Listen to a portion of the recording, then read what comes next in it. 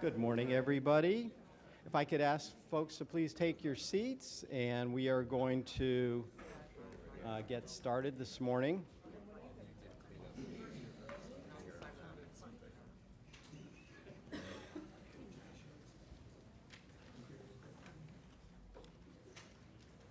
So, welcome. We are at the Board of County Commissioners meeting. This is a workshop on March 28th, and can we have a roll call, please? Commissioner Barnett. Here. Commissioner Baxter. Here. Commissioner Bernard. Here. Commissioner Marino. Here. Vice Mayor Sachs. Here. Mayor Weiss. Here. Commissioner Woodward. All right. Okay, Commissioner Bernard, can you please lead us in the invocation and pledge? If you're able to, please rise. Father, help us to be sensitive to what is happening to those around us. Make us aware of the concerns of others and guide us through the decision process that is before us today. Give us the strength and courage to do what is best for all those who come before us. Amen. Amen. To the flag of the United States of America and to the republic for which it stands, one nation, under God, indivisible, with liberty and justice for all.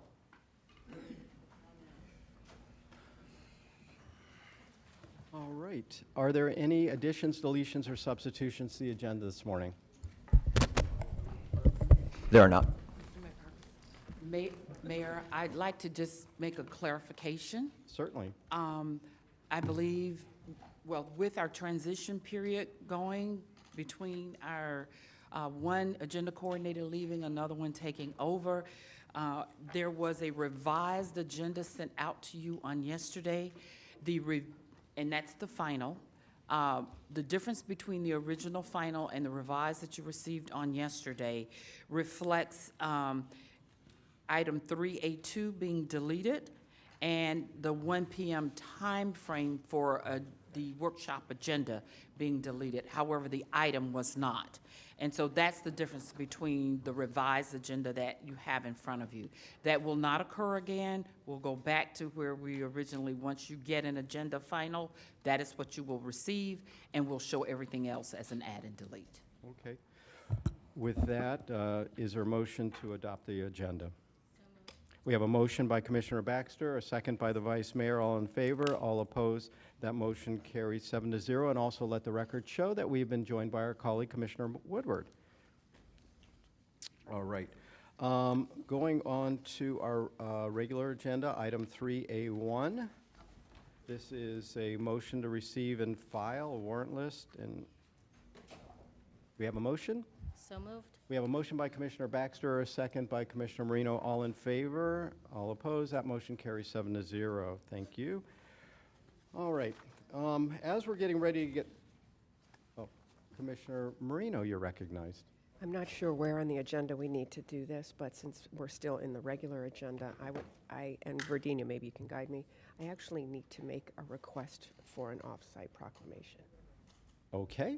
Well, she wants to make a request for an off-site proclamation. When do I need to do that? Okay, that's Now? fine. Okay. Okay, so we have a motion by Commissioner by Commissioner Marino for an off-site proclamation. Second. And this is for, I'd like to request a board approval for an off-site proclamation declaring April 2nd through 8th, 2023 as Palm Beach County Sports Commission Hall of Fame Week. okay, very good. That's a great, talking about sports, we'll get there in a minute, but, all right, and Commissioner Baxter seconds. All in favor, all opposed, that motion carries 7-0. All right, anything else? Okay. Now, just to advise everybody, and this, we're doing something different today. It's a pilot, and that is we, with our workshop today, we don't have a time certain for our second item. So we are starting at 9:30 this morning. We'll have our first item, the agricultural reserve tier and general conservation easements, and staff will be making presentation. We will allow public comment. And then as soon as we finish with that item and the board is ready to move on, we will have our second item that has to do with the Brookside property overview, and that'll be a presentation by FDO.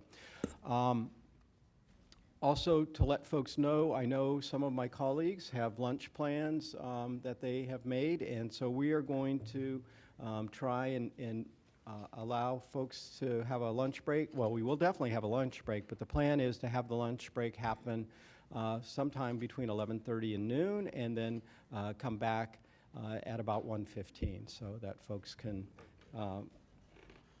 keep their commitments. All right. With that, I think I don't see anything else and nothing from the board. So we'll move on and we will turn it over to staff for our presentation. Good morning, Mayor, Commissioners. Yes, you have a three-pronged item for discussion this morning, following up on your direction from December. First part being an overview of the Ag Reserve tier. Second part, we wanted to pair that with a discussion on conservation easements and lands that we have in conservation, where the county has a ownership interest in those, and want to put those pieces together as we work into the final part, a discussion on the Brookside property, which again began that discussion with you in December, and we will be here to take your direction as it relates to that.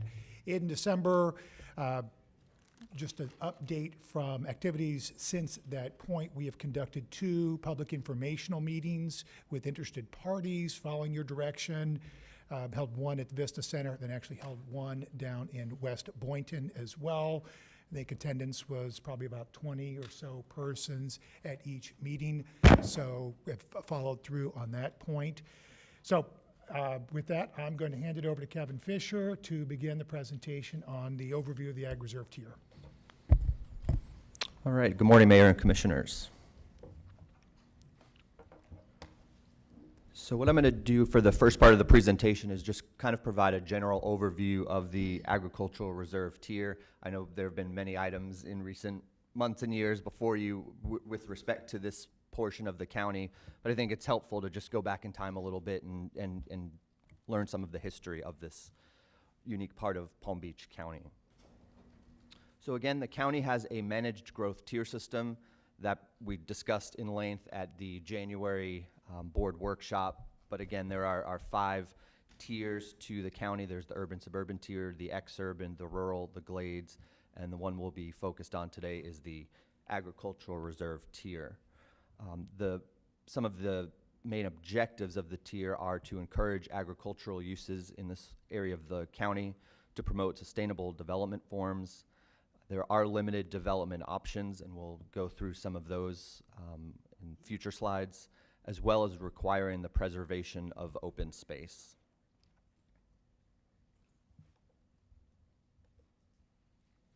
All right, so jumping back a few decades, so prior to what we consider the modern comprehensive plan, which obviously has been amended many times, but that's what we refer to as the 1989 comprehensive plan. Prior to that, the 1980 comprehensive plan did not yet have the managed growth tier system, which was what I just covered, those 5 different areas of the county. And the agricultural reserve that we know today was an area that was referred to as the reserve. And it also had one other area there located west of West Boca, and then also the property that's known as the Wedge, which is now in Broward County. It did call for the preservation of agriculture within this location and did identify limited development options. The first being 1 unit per 5 acres.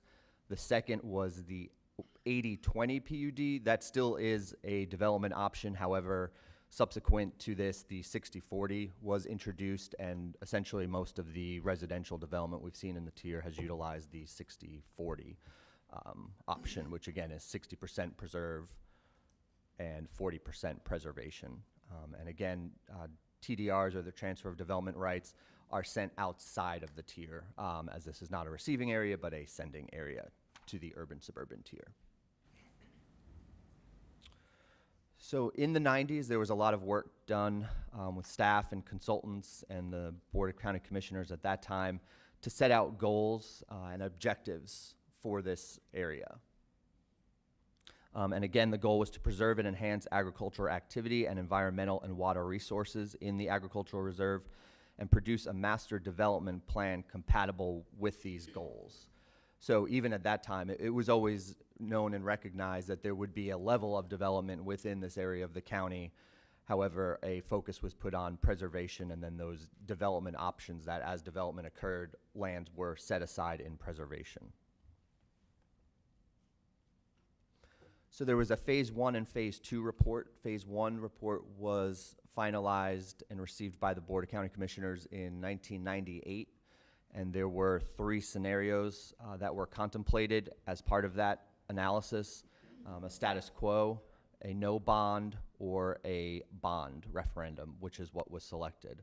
And again, that was a $150 million bond countywide, $100 million of which was spent on land for preservation within the agricultural reserve tier. Again, the purpose of the bond was to preserve agricultural and environmental lands, to manage infrastructure costs and service delivery in the area, as well as the goal of reducing the number of units from approximately 20,000 to 14,000, because the lands that were purchased through the bond had their development rights extinguished. So again, the objectives and some of the policy directives of this area of the county was to enhance agriculture and preservation, the limiting of residential to 1 dwelling unit per acre maximum, with no density bonus programs available, with those 60 or 80, 60-40 or 80-20 PUDs. So again, the way that works is the development is clustered onto the development area. So while it says 1 unit per acre maximum, if it's a 60-40, that is over the whole property of the land in preservation as well as the development area, which leads to a net density of about 2.5 units per acre on the development area. Also limited non-residential. As you know, there's a commercial cap. I believe right now it is 1,015,000 square feet is what the cap for commercial uses in the tier is today. And again, the bond the referendum did go to the voters, which was approved. Again, it was to create a self-sustaining form of development, with the development supposed to be tier serving as opposed to regional draws. And again, the costs to minimize impacts from the development and limit development to manage traffic and service impacts.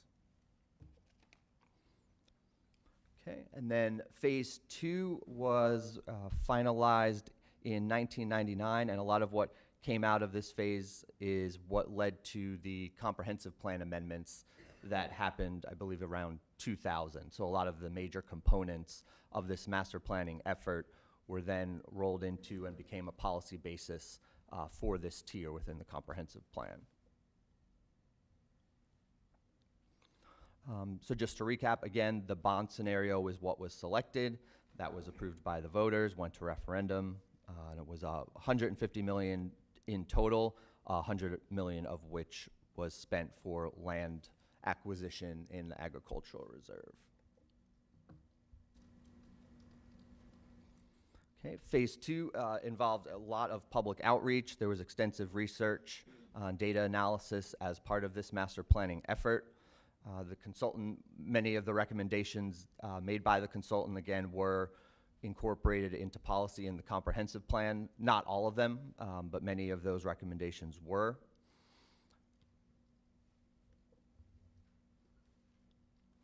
And as you can see, it's a little hard to tell the differences, but they're very similar. So what the map that had been developed and then at the conclusion of Phase 2 identified, you can see the 2 main commercial nodes where we have Delray Marketplace and Canyon Center.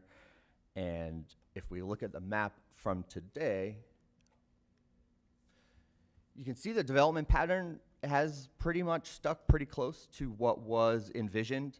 The commercial nodes developed as were planned. A lot of the areas that in green where you see on the left were envisioned to be in preservation or agriculture today are. And a lot of where we see the development areas for those PUDs do align with what was envisioned as part of that master planning effort.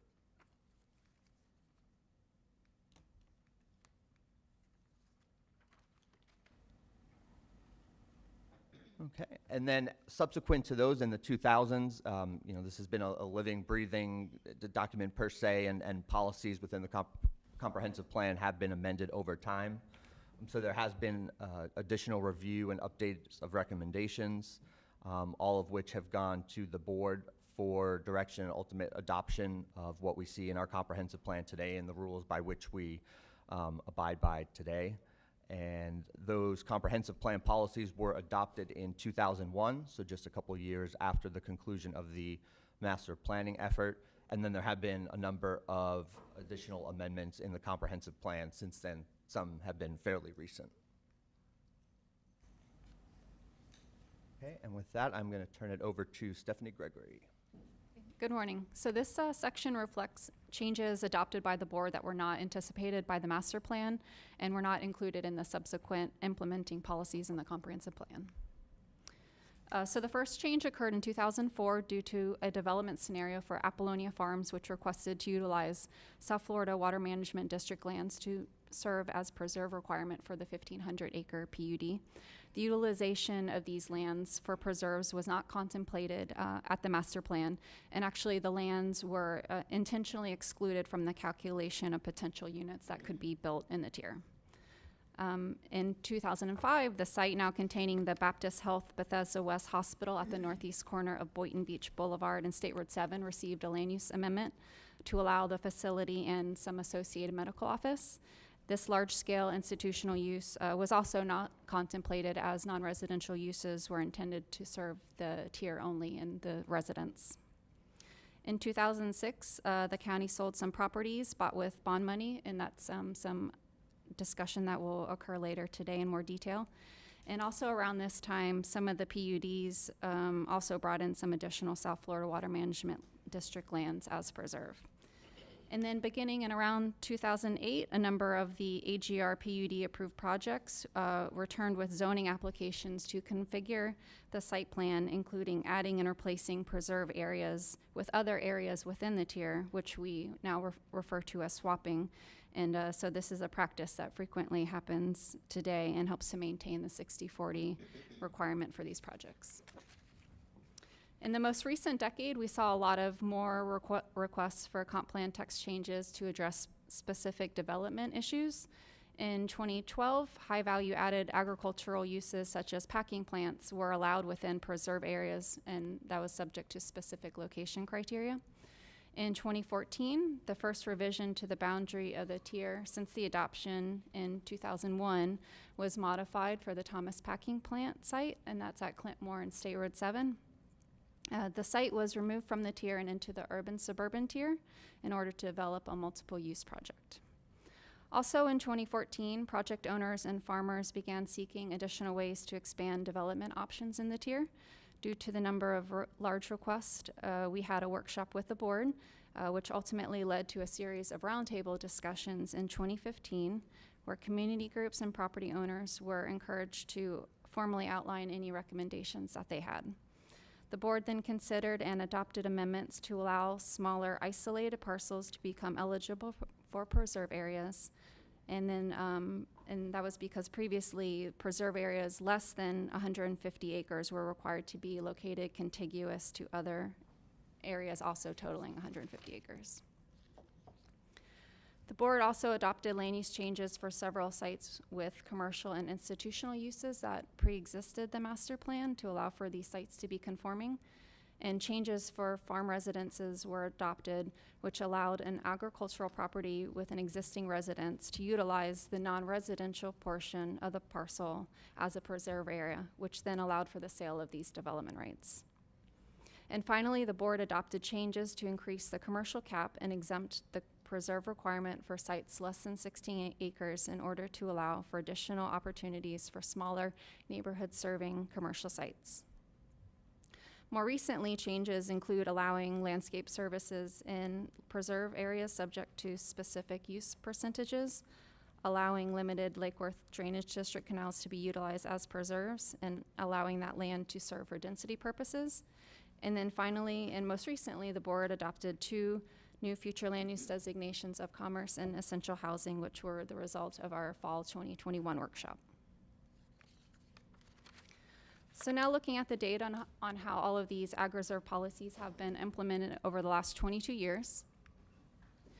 You can see here from the snapshot, which was prepared by Lisa Amera, our zoning director, that 1/3 of the acreage within the tier is approved for residential or non-residential uses, with the bulk of these being the 60/40 PUDs. This data also shows that 60% of the total acreage of the tier is in preservation, of which 28% is utilized for conservation or natural purposes, and 29% as agriculture. And so this is in comparison to the 2021 snapshot data, which we showed at the last workshop. And that change is that the residential and non-residential approval percentages increased by 3%. And the land preserve also increased 2%. And that's the change from 2021 to now. After accounting for the pending future land use and zoning applications in process, this leaves 3% or 582 acres as other remaining. Whereas in 2021, the other remaining lands consisted of 8% or 1,779 acres.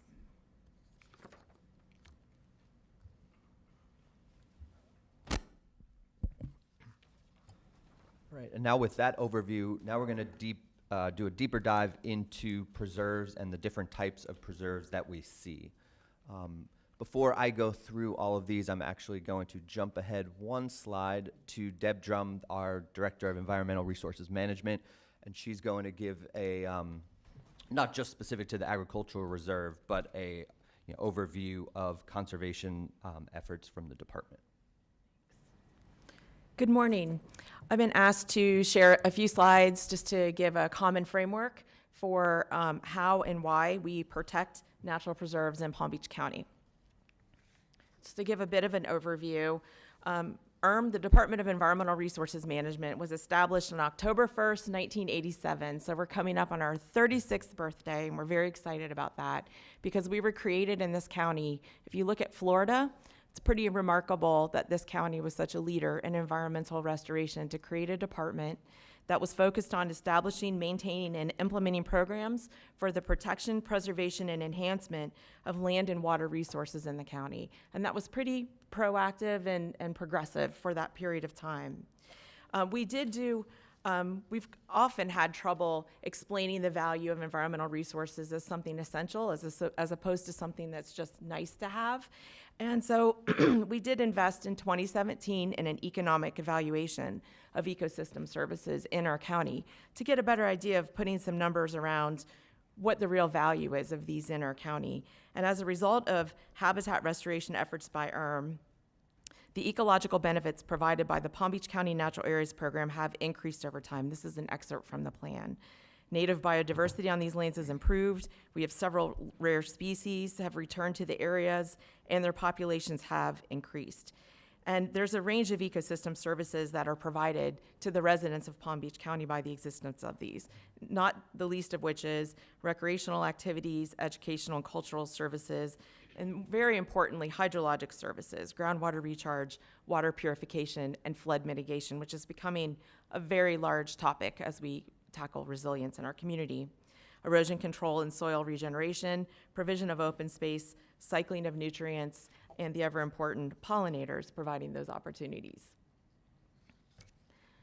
This is a map of our natural areas in the county separated by north and south. North County is on the left, South County is on the right. And Palm Beach County has invested approximately $500 million to acquire, restore, and create public use facilities. And we maintain approximately 32,000 acres for long-term preservation and conservation. The county is the sole owner of just under 30,400 acres of those natural area lands, and we co-own about 38 acres. And we also manage just under 1,200 acres of natural areas lands owned by others. Typically, those are scenarios where we have fringe properties next to our properties where it's important for us to control seed sources that are adjacent to our natural areas.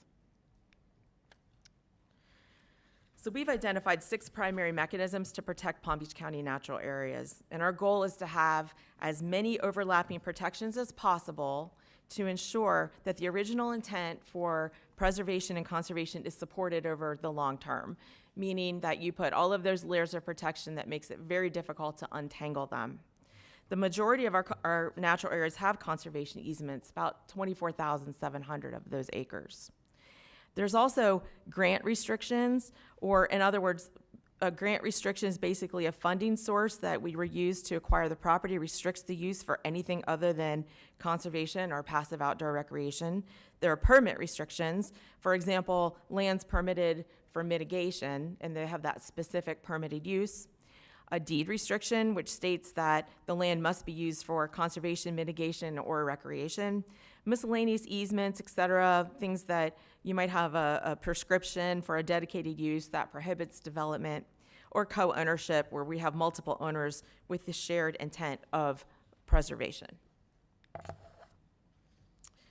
This is a map of we have a map of private preserves resulting from development approval or other regulatory action. So this is a different category than what I was just speaking about acquired natural area lands in the county. These properties are owned and managed by others, but there is a map on our website that shows the private preserves in the county. That teeny tiny map that you can't read in the upper left-hand corner, that just shows you, that's what there is online, a county-wide map showing those preserves. And then the bottom left map shows me zooming into a smaller area of the map. Site 43 is the little blue dot at the very bottom of that map, and that's the Stonehaven development. And then I've zoomed in on the right to show you, as you keep zooming in, what that perspective looks like. And so the example, there are two preserves in the Stonehaven development that showed in red, outlined in red on that larger view. And that just gives you an idea of how you can zoom in on our website. Anyone can get on our website at any time and under My GeoNav, and there is a drop-down menu for all other layers, and there is a privately owned preserve layer. Looks like the logo for the drop-down looks like a stack of pancakes, and anyone can pull this up, and you can see who owns it and who's responsible for it. Private preserves are created through Article 14C to preserve and protect natural resource on sites in the unincorporated areas that are being developed. These properties are owned and managed by private entities, by, for example, HOAs or commercial property owners, and in some cases, governmental entities. This map, again, it shows the locations of each private preserve that resulted from a development approval or other regulatory action. There's just over 100 of these private preserves in our county. And I'll just wrap up by describing what are the mechanisms that protect the Palm Beach County private preserves, that just over 100 that are on that map. And these are conservation easements, plat dedications, resolutions or development orders, site plan dedications, deed restrictions or declaration of restrictive covenants, and surveys. And so these are the various ways. Earlier preserves were dedicated by various combinations of conservation easements, plats, resolutions, all of those things. Today, they're all primarily dedicated by conservation easement. So in the earlier preserves, you might have seen more of a combination of all of the ones listed. All private preserves are regulated by an approved preserve management plan, or a PMP, to ensure long-term protection and preservation. And collectively, they protect more than 1,600 acres of land throughout unincorporated Palm Beach County, and some have been annexed into municipalities. That's all I have.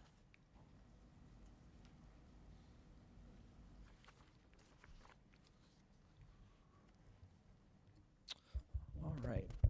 So I'm going to turn it over in a moment to Jeff Gagnon, who will go a little bit more into the specifics of what we call the development PDD preserves, which are the focus of what are most of the items before the board when we have a 60/40 PUD, those preserves. But I did just want to briefly run through kind of the three major buckets of preservation lands that we see within the agricultural reserve tier.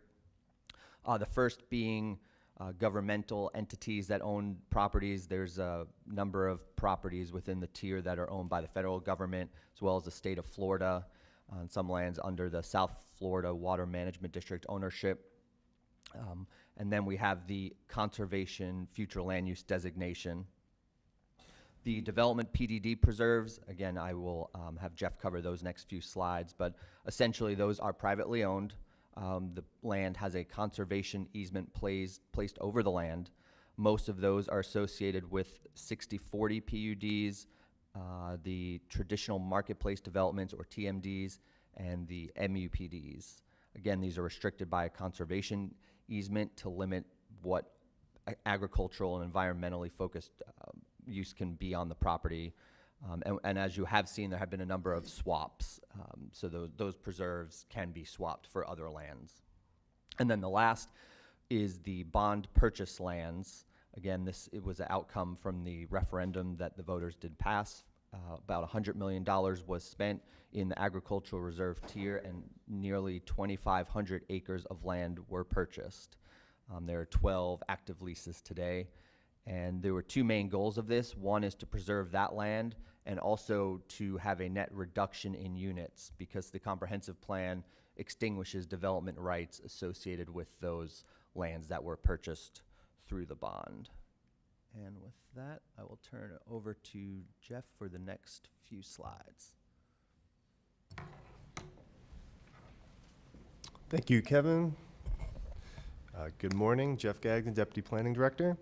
I'd like to go through some additional information on planned developments in the Ag Reserve. We have an animated slide before you. This is a hypothetical site of 250 acres.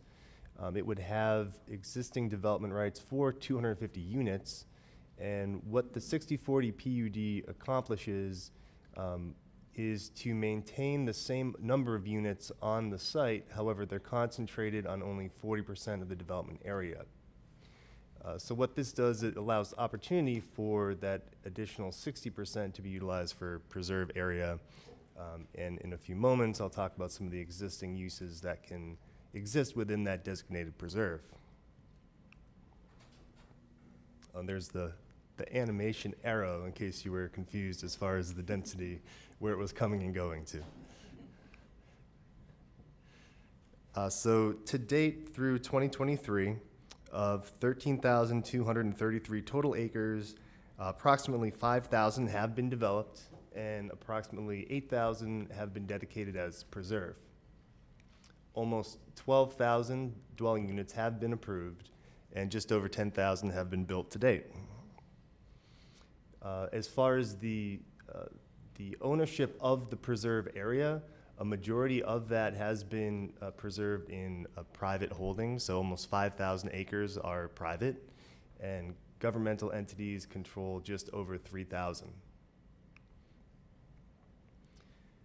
So this goes to the talking point as far as what uses are allowed within those preserve areas. They're primarily consistent between the PUDs, which are a residential-only development, and the TMDs or MUPDs, which allow for uses in addition to residential. I think the most important aspect to note are the items highlighted in yellow on the bottom of both columns. Those came about due to amendments associated with the essential housing future land use designation, as well as the commerce future land use designation. And what that did is really provided additional opportunities for developers to come up with some unique design options associated with water management within those two areas, if they have those future land use designations within the agricultural preserve areas. So with that, I'll pass the microphone back to Kevin.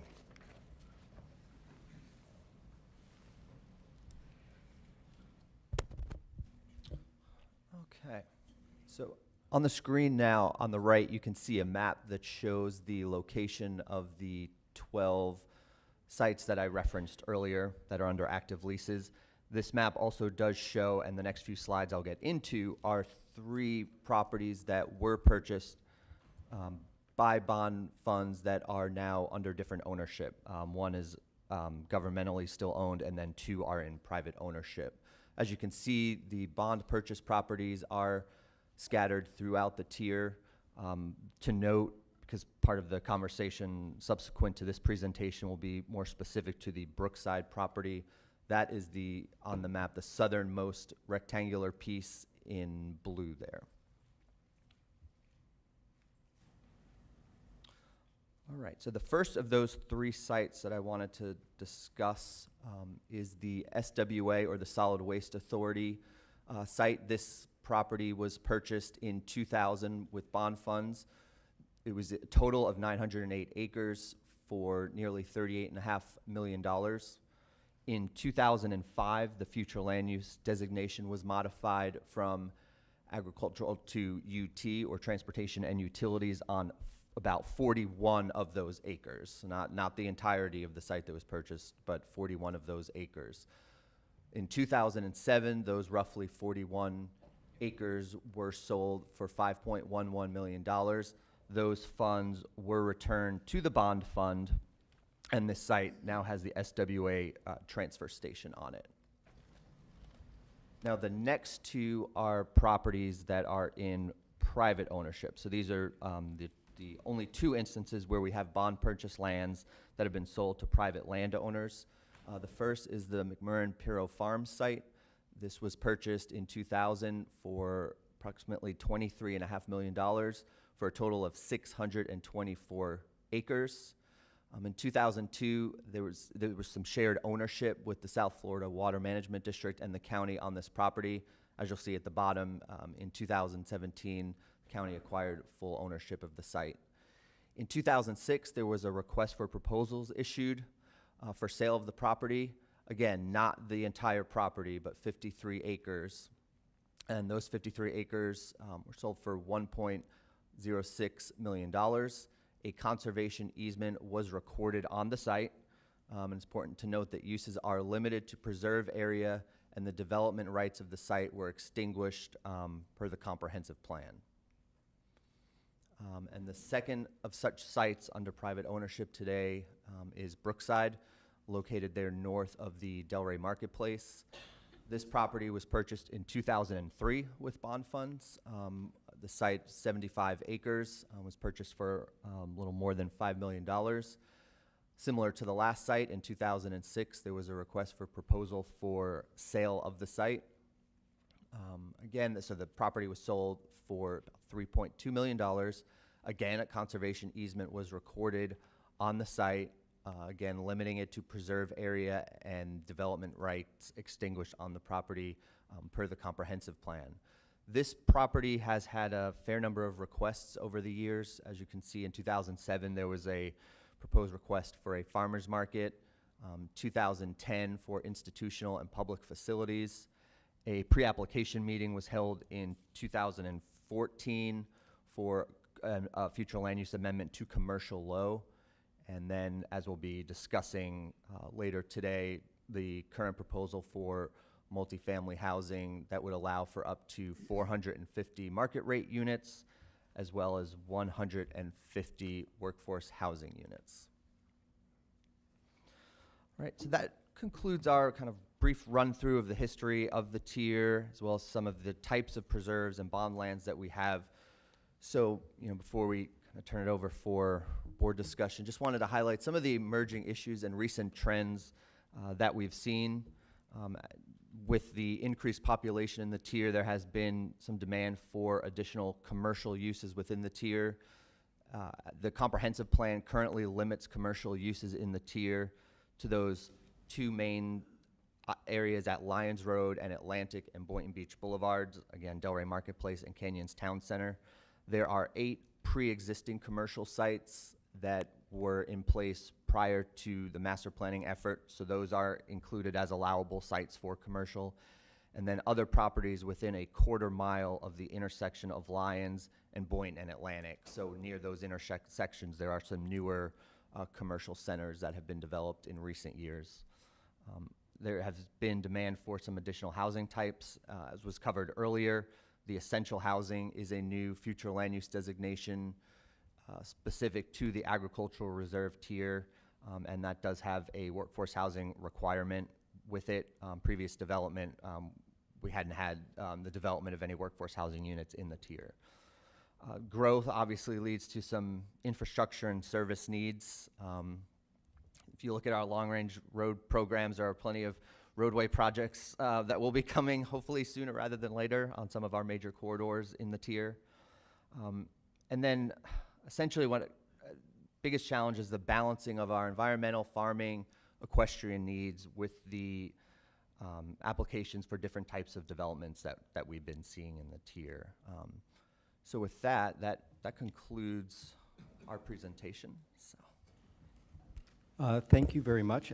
Before we open up to the board for questions, I need to make a point of personal privilege. I see in our audience today, we have two former county commissioners, Carol Roberts and Karen Marcus. Well, thank you for joining us this morning and being here, back in your old stomping grounds.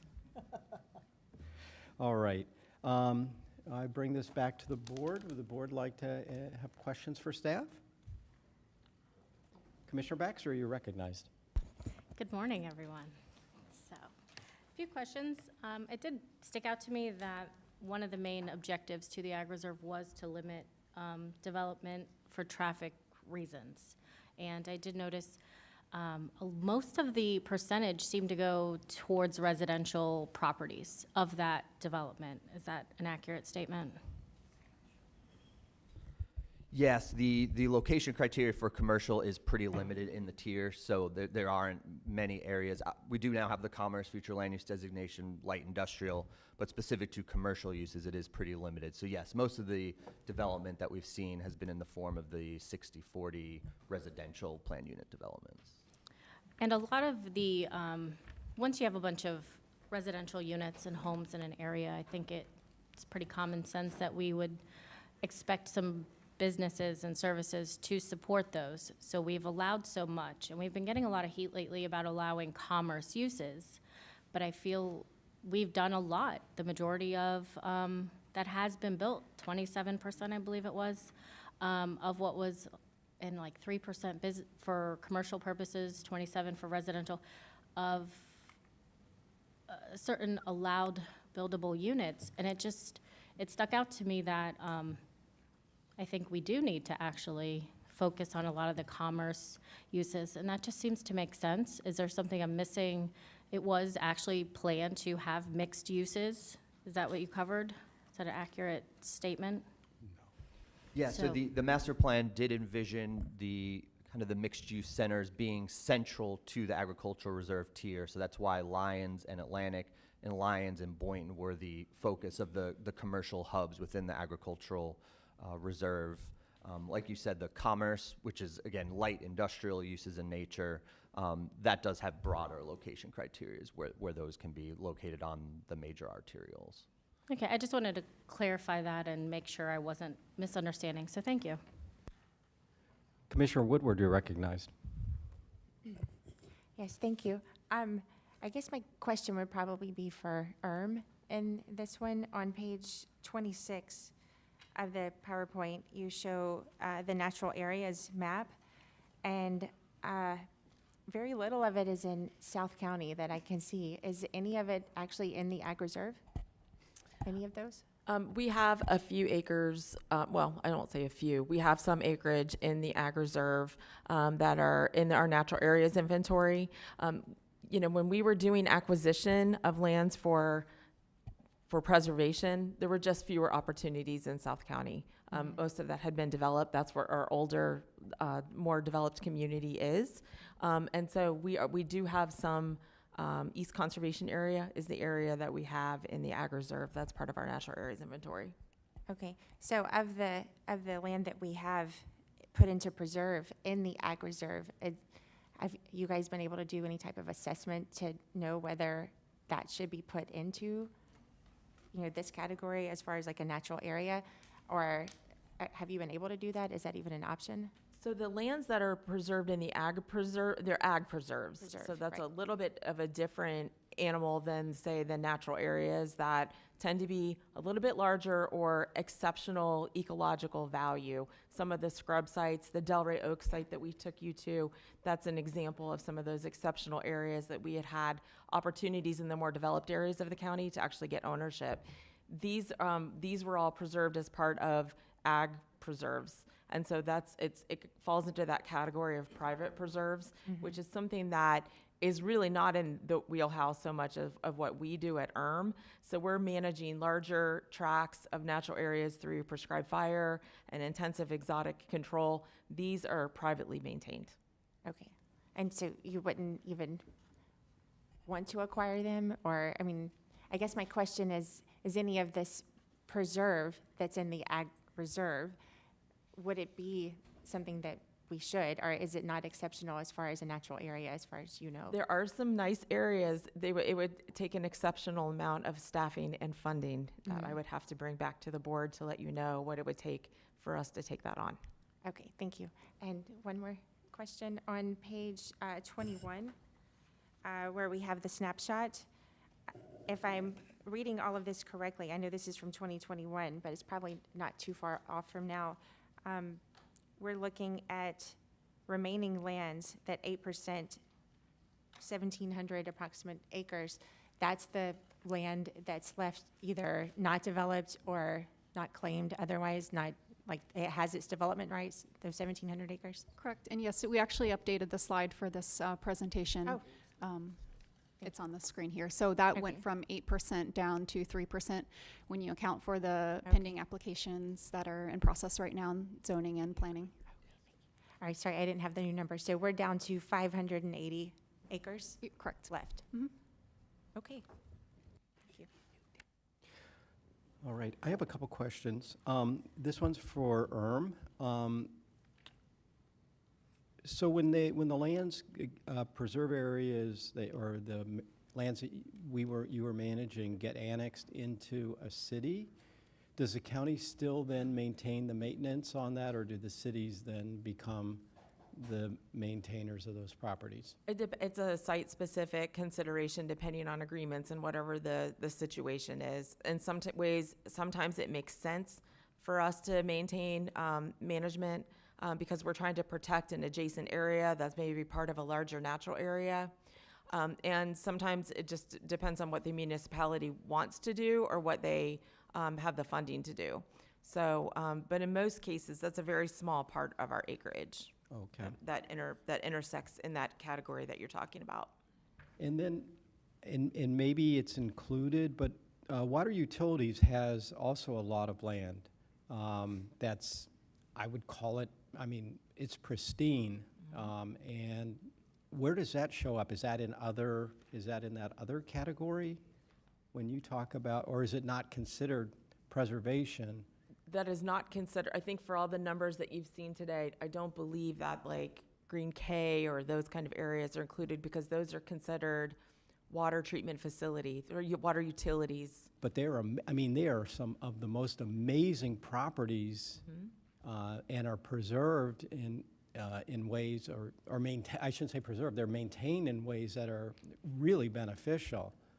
Absolutely. It's an additive benefit, absolutely, to our county and the way that they're managed. They're beautiful wetlands, they're functional wetlands, and they are, because they are, I don't want to speak too much for Ali Bayet, our utilities director, but I will say that, they're permitted as such. They're permitted as wastewater treatment facilities, which has a different, discrete type of regulations and rules that govern them. But from a practical perspective, as they're used, They're a beautiful community amenity that is also functioning environmentally, there's no doubt. Yeah, okay, good. All right, and then last thing I'll leave you with is on, do we have any preservation lands on any of the barrier islands? And We have preservation lands that are islands, that are part, like Snook Islands and other areas in the Lake Worth Lagoon proper. So I will say yes. But on town of Palm Beach, our major barrier island, they're owned by them and managed by them. Okay, very good, thank you. Commissioner Baxter, you're recognized. Thank you, Mayor. There was, I guess, some concern that somebody had said a lot of our preserve land, somebody's been dumping stuff on it. So who would, I guess, watch that, regulate it, and how do we make sure that it is staying actually true and nice for the animals and the ecosystem to thrive there? So we have one of the best programs in the state of Florida, if not the best, and probably in the southeastern United States, with our Wildlands Task Force, which are officers who are trained and dedicated to maintaining enforcement of our ordinance, of your ordinances on our natural areas. And that is something that we knew that we needed to put in place a number of years ago. Again, a very proactive approach on that, and protects all 32,000 acres and goes around to make sure that they're being maintained properly. We have a 616 bird line, so if you dial 616 bird, anybody that observes something wrong, if like see something, say something on one of our natural areas, can call that number 24/7, and we'll get a response and get somebody to go check out what's going on. So that's how. But is that just our property, or is that also personally owned preserves?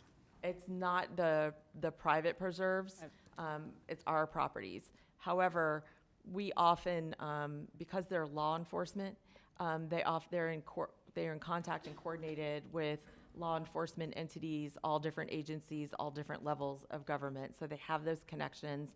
And so when calls we often receive calls that maybe not be in our that aren't in our jurisdiction, but they often get referenced or get referred.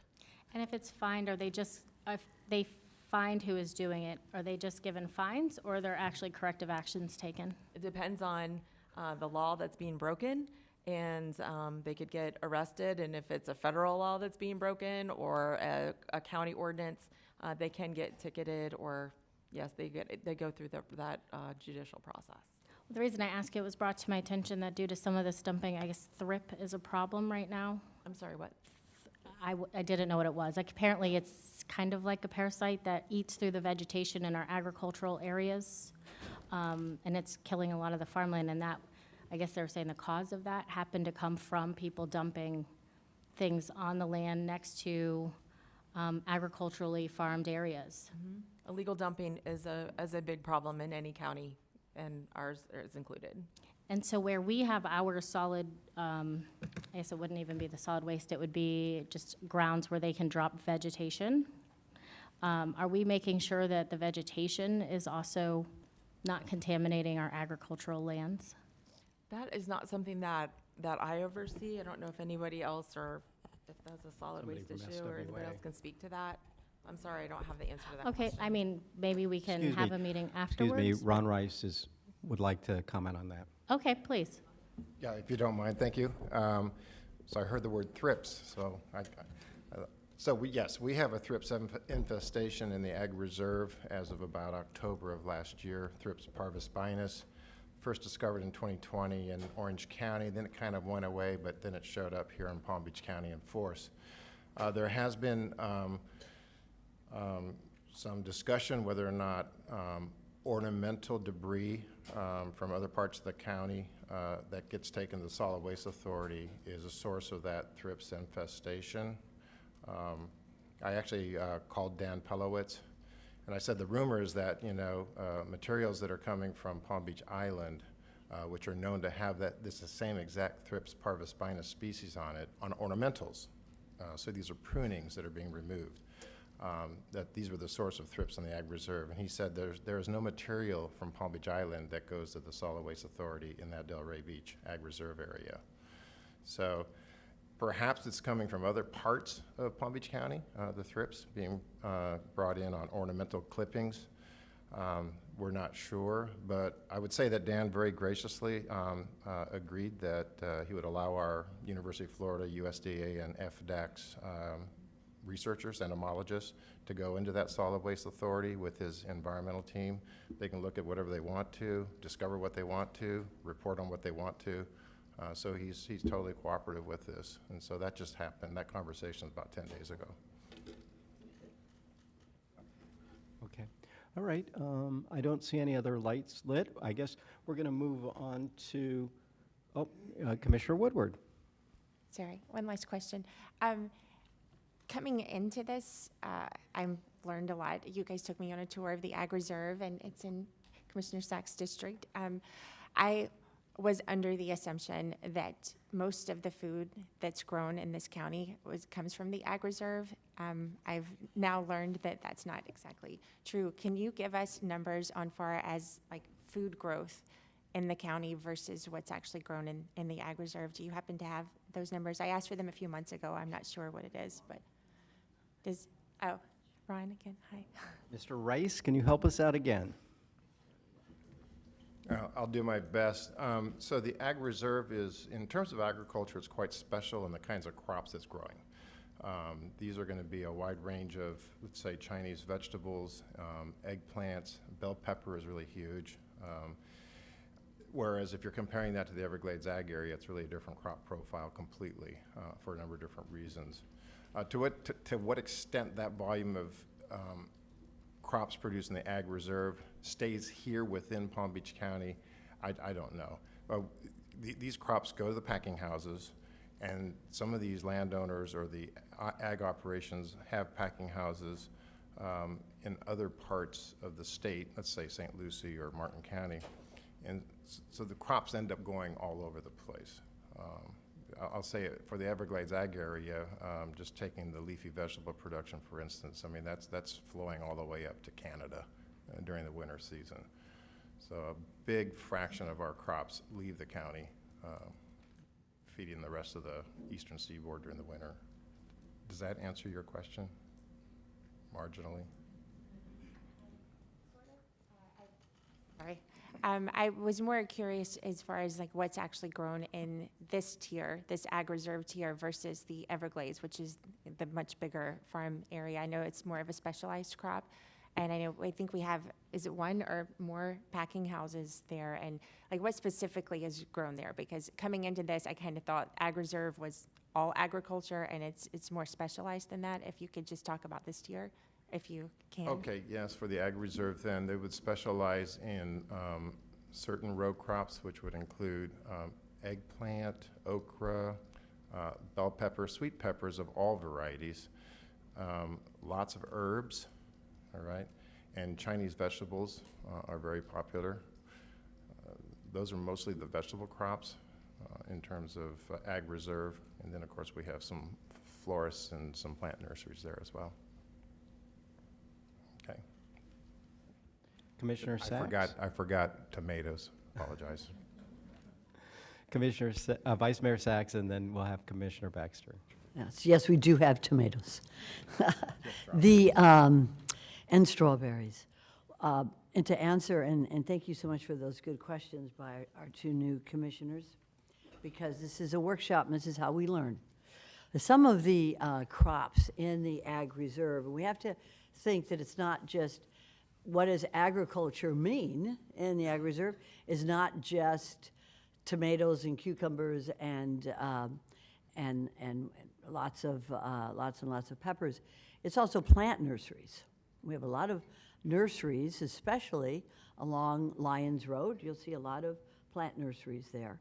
And we also have equestrian. We forget sometimes that agriculture, as defined for the uses of what we see here in the county, also includes a multi-million-dollar industry for equestrian, which is interesting. So, as well as with agriculture, when it comes to fruits and vegetables, and I'm sure we will hear from some members of the public who have farms that have these specialized fruits. I don't even know, I don't use them, but millennials do. They specialized fruits that are just amazing and are grown only right here in this area. So it is a multifaceted area that is very rich because of its soil. And I think that's the very beginning of this discussion, is that the Glades area has a soil that is prime for sweet, for sweet corn and of course sugar. But the ag reserve has a very specialized type of soil that, as we joke about, and I've lived in it for many years, you put a stick in the ground here, Commissioner, and you're going to get something. Probably a weed if it's at my house, but out with the farmers, you get some beautiful fruits and vegetables. So it's very, very rich, and it all starts with the soil. So thank you for those questions. They're very, very educational. Commissioner Baxter, you recognize. Thank you, Mayor. I had a follow-up question for Mr. Rice. We're glad you're here with us today. Glad to be here. What have the recent trends, if you know, for the crops in the ag reserve been? They seem to be expanding? Do they seem to be getting more? How's the soil been? What does that overall look like in the ag reserve currently? I don't sense an expansion, certainly not in acreage. I do sense a more sophisticated approach to cropping in terms of multi-cropping, being more sophisticated with irrigation, and reducing costs in terms of moving water with pumping, that sort of thing in terms of ag operations. Thank you. There's probably a bit more, being a little more aggressive on the kinds of crops being grown, chasing markets, and sometimes being run away from markets that are flooded by Mexico. So there's a specialization in that sense too. Okay, thank you. And on Commissioner Sachs's point with us having wonderful nurseries out there, I kind of want to, if it's okay with you, Mayor, just have a point of personal privilege and remind people that we currently, and I said this at our last meeting, have 400 less nurseries because there is a requirement of an accessory business to keep them alive and around. And that's over the past few years. So just keep that in mind when we start discussing, problems with big trucks and landscapers, that they also are the nursery industry as well. So thank you. And I think it's important to point out that we did, and I think in the presentation a couple of years ago, as we were working on the landscape and nursery situation, that we specifically allowed landscape operations into the ag reserve and gave them a legal status out there where they had been illegal before. And so I think it's kudos to the previous boards to do that. All right, so we're moving on to public comment, I think, now. And we've got a number of cards. We do want to hear from folks there, and I know Vice Mayor had spoken to a few groups that had asked about potentially speaking as a group and receiving 10 minutes as opposed to individual cards. Now, the challenge we have is apparently everybody turned in cards. And so I think it's not going to be practical today for us to do that. I don't know how Commissioner Bernard would manage that since he's got a bunch of cards in front of him. So unfortunately, we would have probably been a little more expeditious for everybody involved, but at this point in time, because of how this went down, I think we're going to have to move on with just the 3 minutes. And then, if possible, maybe the next time we have a workshop like this and we want to have some flexibility, we can figure out a way to get that done. But I can't see how Commissioner Bernard could manage it with all these cards in front of him. Thank you, Mr. Mayor. I just want to know, how do we want to proceed? We have some folks who want to speak on item 4A, 4A and B, and then 4B. So here's what we're going to do, I think, with that, Commissioner. We will call the folks that have marked down 4A and those that have marked down 4A and B, and then if they want to speak on item B, they can resubmit a card, because otherwise I don't know, how we could manage it, because we have not had a presentation on 4B. Okay. Except if you wanted to do a presentation and separate. I guess not. No, yeah, they're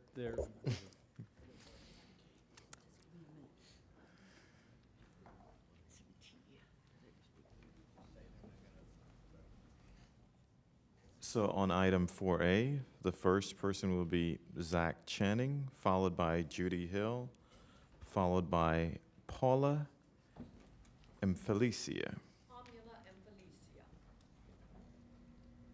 You got it right. We're done. Yeah, we'll take the last one. And just to let folks know, we're done taking cards on 4A at this point.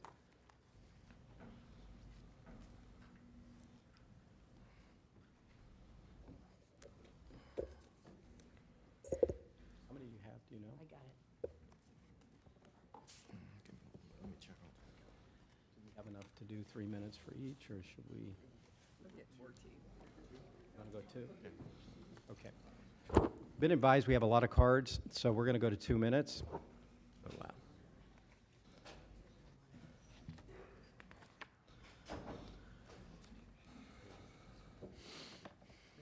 Yeah, ready.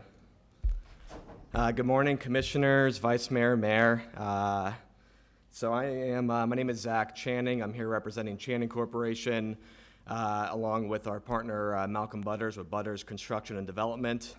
And I'm here to talk to you about our exciting project that we've been working on Boynton Beach Boulevard on the northwest side of the Turnpike and Boynton Beach Boulevard. We've been taking this project through with the commerce language, and it's a project that we're really excited for, and we've been working very closely with the neighbors on to come up with a pretty unique product. And a few things that we've been working with the neighbors on.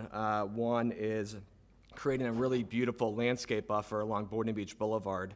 One of the projects that we built with Channing Corporation is called PGA Commons on PGA Boulevard. So a lot of the neighbors came up to us and they wanted us to kind of mirror what we did there and create sort of like a gateway to Boynton Beach. So we're hoping, this is something that we're designing, and we're hoping that other developers can follow our place to really create something special along Boynton Beach. The other thing that we're doing is putting together some really special uses, and we looked at the commerce language and we're like, what can we put here that's going to benefit the neighbors? So what we came up with was a product, and instead of calling it commerce, we're creating a project where we're really creating more of a mixed-use project focused on recreational uses. And some of those uses that we're in the middle of talking to try to put in our project is something like indoor pickleball, which is going to have indoor pickleball and maybe a juice bar, and outside we'll have some games for like cornhole and stuff for kids to come. We've been working with the neighbors. They said that we want a microbrewery. So I know we've talked about this in the past, and we've been talking to a few microbreweries about coming into the space. Other stuff like rock climbing and gymnastics. So we're really excited about this project. I know one other thing that the neighbors wanted was a restaurant. Excuse me, I need to ask you to wrap up. Okay, it was a restaurant, so we hope that we could work with you all on trying to put a pretty cool, great restaurant for the neighbors and for the community. Thank you, sir. All right. So we have Judy Hill, followed by Paula, followed by Drew Martin. Good morning, Judy Hill. I live on Happy Hollow Road in Delray Beach in the Agri-Serve now for 21 years. I own and operate a small horse farm on 10 acres that will be adjacent to the new State Road 7 Commerce Center that will be touching my property, which is distressing to me to have 38 to 40 acres of concrete, light traffic, tractor trailer loading right across the street from my horse farm. Horses is a huge industry in Palm Beach County. We live out there and adjacent to farm fields. I've had the pleasure to ride my horse up and down the Agri-Serve for 20 years, and I've really enjoyed that. Traffic is becoming a problem as development in my area. Horses need quiet entitlement and space to thrive, as do their owners. And to see this in development encroaching on our area, it's frightening and it's disturbing, and it could potentially put me out of business. So I'm all for preserving the Agri-Serve. Thank you.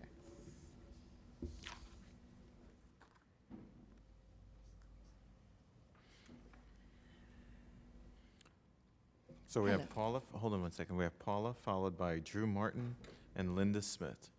It's Pamela and Felicia. I live at Terrell Delray South off of the 441, but I also board horses in Delray Equestrian Center. And my concern is this agricultural reserve budget that was put out for $150 million, $100 million spent on agriculture. I'm quite concerned because rumors are that we can lose our rights for our horses. Right now, already on the Olympia Palm Beach that was off the 441, they had 14 barns there. That's 399 stalls. My horses used to be there. It got sold, so I moved to Delray. Now we're having some of the same threats. It is not right that we are being pushed out of something that we enjoy. Wellington is too far away and too crowded and too overdone with people coming in from outside areas for limited amounts. So we are extremely limited on what we can do, where we can ride our horses. We don't even have trails. And I think that because this bond was set up for equine as well as open space and agriculture, you need to seriously look at the fact that we don't have equine if you take all this away. And it's very important to all of us and also to children and youth that we bring out. And it's just good peace of mind. And I really want you to look at that because I think it's being highly ignored. Go ahead, Drew. Drew Martin, I'm here on behalf of the Loxahatchee Group of the Sierra Club, representing Palm Beach, Martin, and St. Lucie counties. I think that unfortunately, and I've listened to the commissioner's questions, and I appreciate that you're asking good questions. The idea of commercial was to support the people who live there. And, what's happened is the commercial there is not supporting the people who live there. It's bringing people in from outside the ag reserve. And it's not limited to a few things. Now, this was done very carefully with a comprehensive plan. And so we had a very good planning system. And the planning system, not a lot of this is not owned by the county. But it's agriculture because of the zoning. And what you're seeing now is the attempt by developers to change the zoning. And what they're doing is they're getting rid of all the agriculture that's zoned and then leaving the county with only what the county owns. But there's a certain, you have to look at the viability of the crops that are grown out there as being a valuable asset. And Palm Beach County needs to have the three legs of the stool. What is that? That's tourism, agriculture, and development. But right now, the county is getting rid of all the agriculture and getting rid of a lot of the other things that bring people here. Farm to table is a tourist benefit. And so I think that we need to slow down this development and we need to reduce it to just the corridors that were set up for development when you did the comprehensive plan and not to allow it to keep migrating into the other areas. We need to preserve the agriculture, and if farmers don't want to farm, then they need to sell to other farmers that will farm. Thank you. So we have Linda Smith, followed by Sheila Calderon, followed by Gail Ladd. Linda Smith, Jupiter, Florida. I want to thank all the commissioners for your past protections that were outlined in the presentation. We've all heard through the years a lot of pluses and minuses. Just to recap, pluses for leaving the ag reserve as it is. It feeds us, it feeds the eastern seaboard, it feeds the nation, it reduces dependence on imported food, maintains current traffic congestion, doesn't add to it, maintains light pollution levels, mitigates flooding, replenishes the aquifer, maintains habitats, reduces heat island effect, maintains required public services in the area such as fire, police, school, public transit, and hospitals, maintains the existing carbon sink, protects the Loxahatchee Refuge from noise, light pollution, air and water pollution. Fewer children and adults with or without disabilities will be able to experience agricultural, domestic farm animals or picking their own food. Possible expansion of other types of agriculture such as permaculture, hydroponic agriculture, and the ag conservation and preserved lands has more values because there is now less of it, so that makes it a limited commodity. Now wait, what are the minuses if we develop the ag reserve? Less profits for a select few. Intangibles, if you maintain the ag reserve as it is, it allows you folks up here in the dais to look good. You've kept your promise to Palm Beach County and preserves the agricultural reserve. We're kind of like the frog in the water as the temperature is increasing. You will see by the citizens here that we're kind of fed up with some of the overdevelopment. You will be hearing more and more rural overlay requests by residents to help them to get protected from the development.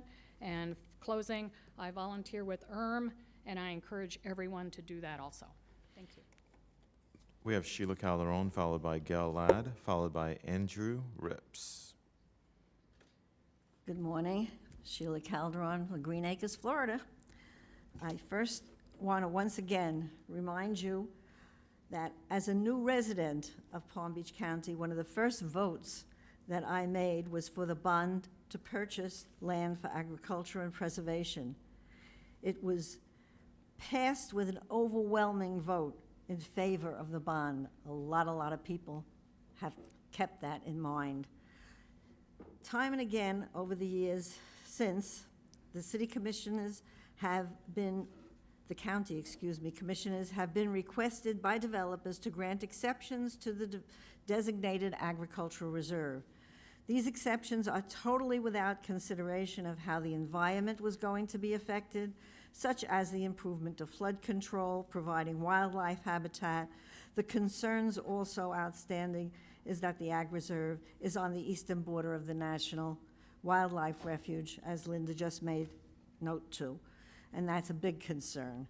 There's a need to maintain the integrity of this agricultural reserve tier, and we should not make any exceptions for development other than what is currently permitted, which is 40% of any one designated property. Thank you for your time, and I hope attention to the concerns of our environmental community, which I'm a strong part of, as well as respect for the residents that are concerned about their future homes. Thank you. Hi, good morning. Thank you, Commissioners. I'm Gail Ladd from Jupiter, and I just want to say thank you to all who've been speaking for the Agricultural Reserve, and to keep it as it is, and less of the little cuts that have been coming through development. I was privileged to go out to the Loxahatchee Wildlife Refuge a couple of times in the last couple of weeks. It's just gorgeous.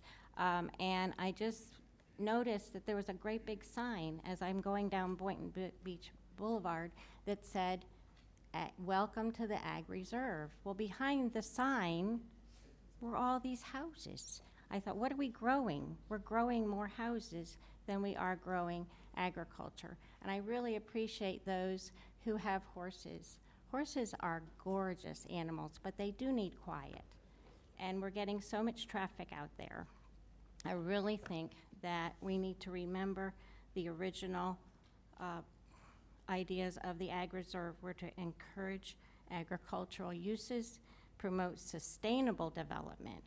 Let's remember that word, sustainable, to limit developmental options and to enhance open space. So I want you to think very carefully, and I know you've been doing your very best and trying very hard to be studious and learn about this, but I ask you, who's really going to benefit? We need to keep the agricultural reserve as it is. Thank you. Thank you. So we have Andrew Rips, followed by Joe Mulvihill, followed by Neil Ambrosio. Good morning, Mayor, Vice Mayor, fellow commissioners, and staff. On March 21st, the Tierra del Rey Property Owner Association's active 8 board members signed a letter opposing the initiation of the proposed application from Gold Coast. My name is Andrew Rips, resident of Tierra del Rey, 10322 El Paraiso Place. Tierra del Rey is a 78-parcel residential, agricultural, and equestrian community located south of Atlantic Avenue and west on 441. Our zoned agriculture and equestrian community's western land borders the Everglades, and our entry, as a crow flies, is approximately 2,000 feet from the Everglades. This proposed application, if initiated, would bring a potential of 95,000 square feet of use bordering our community entry. If initiated, this additional large trucks, staff, office workers, automobiles would bring additional congestion and be burdensome. U-turns would be needed at Atlantic Avenue near the residential community, the Dakotas, and the residential community south of us, Rio Poco. On any given day in Tierra del Rey, our agriculture and equestrian community This additional burden in traffic would be an equestrian disaster for my neighbors that are riding their horses. While the Lorena Road entry is contiguous to the southern portion of the Gold Coast property in this proposed application, there is no interest or ability to access the southern portion of their property from our Lorena Road community. This application, if initiated, would also require major roadworks projected to be started off of 441. Tierra del Rey is a community not only committed to the equestrian lifestyle, but the agricultural lifestyle. We thank you for hearing us and have a great day. So we have Joe Mulvihill, followed by Neil Ambrosio, followed by Dagmar Bras. Good morning, Mayor, Vice Mayor, and Commissioners. Joe Mulvihill, 9821 Happy Hollow Road. As most of you guys know, I've been coming up here for about 10 years, you know, fighting for the property rights of the landowners in Palm Beach County Ag Reserve. A lot of people come up here and they're talking about the development of the Ag Reserve, and they think that they're taking away the money, the land that the taxpayers paid, and that's not what's happening. It's just, I have a property that I've been farming, you know, for 30-something years now. I never sold my development rights, and we're under contract right now with it.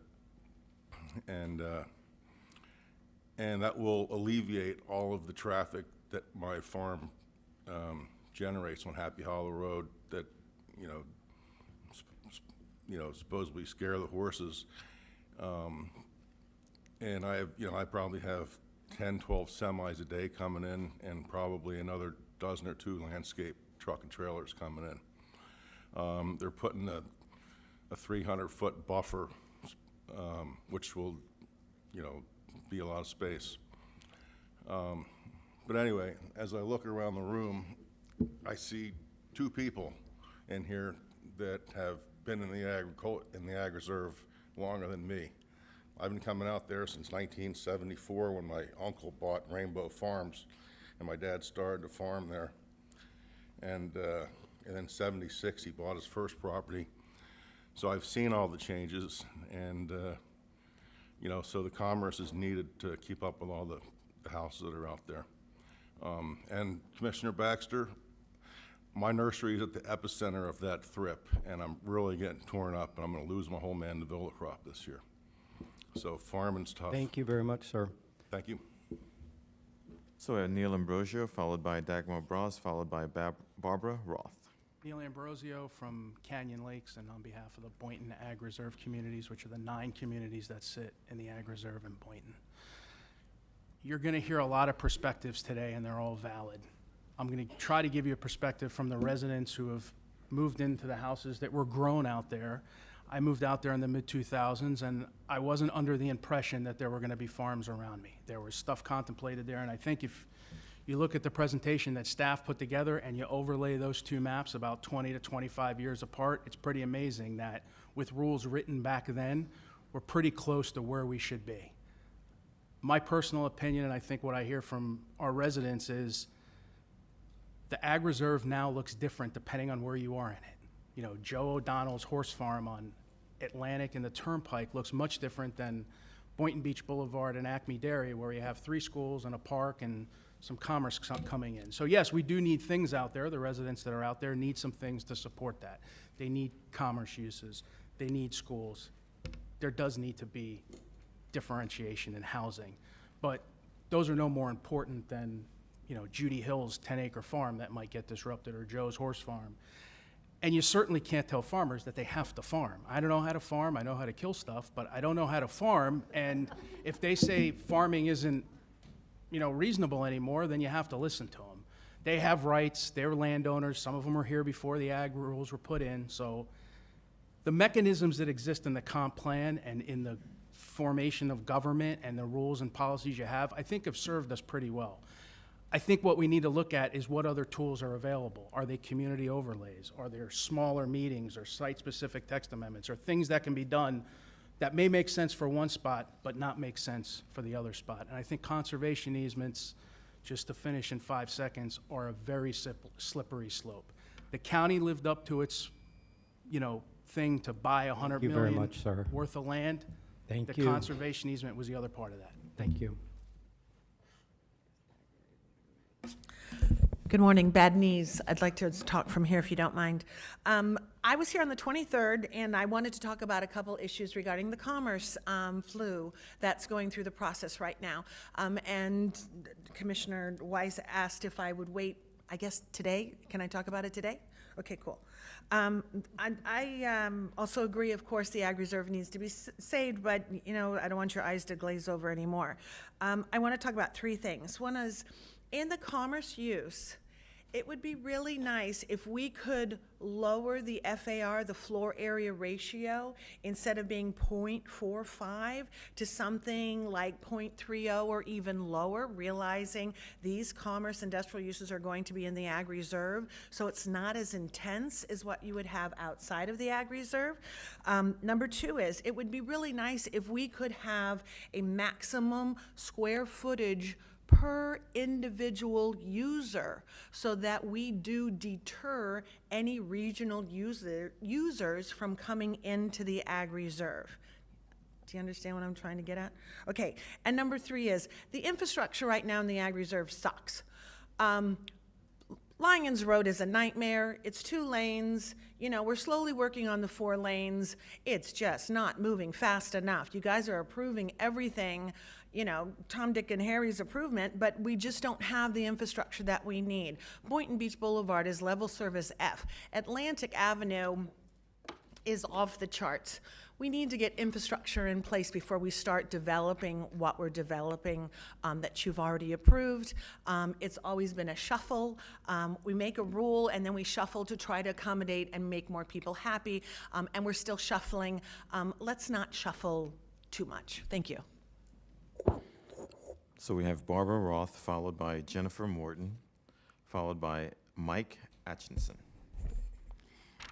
Good morning, Mayor, Vice Mayor, Commissioners. Thank you. Nice to see you again. Barbara Roth, speaking on behalf of COBRA. I appreciate this opportunity, and I will be back this afternoon for the Brookside discussion. Good planning allows people to invest their lives, their fortunes, their futures. Palm Beach County was very wise over 20 years ago in providing a framework that allowed people to do that. I grew up in the city of Miami, downtown Miami, but when it was time for me to move back to Florida 20 years ago, I said, I'm not going to Miami-Dade and I'm not going to Broward County.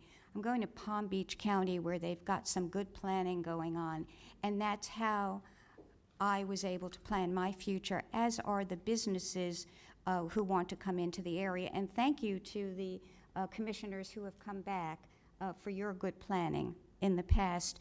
About 10 years ago, those signs were put up almost as an exclamation point about the Ag Reserve. They're very nice signs. Thank you, and thanks to your predecessors. And they say, welcome to the Ag Reserve. It lets people know that there is pride in Palm Beach County in this very special area.